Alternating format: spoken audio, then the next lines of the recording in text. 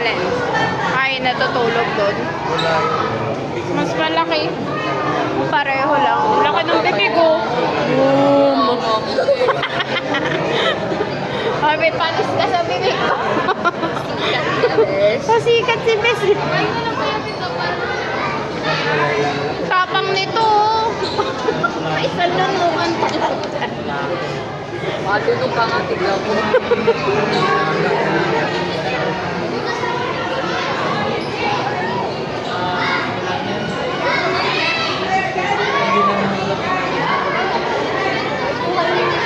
Tamad naman ng isa. Kagalawin niyo naman yung isang malaki. Ang tamad. Ay, nandun sa dulo. Pagod na ako dito. Naglalakad. Nag-entertain na. Ha? May? Ewan. Ha? Ano? Kinukuskus baka makate. Kinukuskus yung ano niya. Ayun o, kinukuskus. Ay, nay. Ayun o. Yung demanding. May kinukuskus siya sa katawan niya. Mas malaki yun o.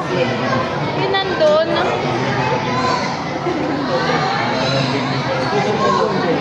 Ayun, nakatingin siya o. Ayun o. Ayun o yung isda.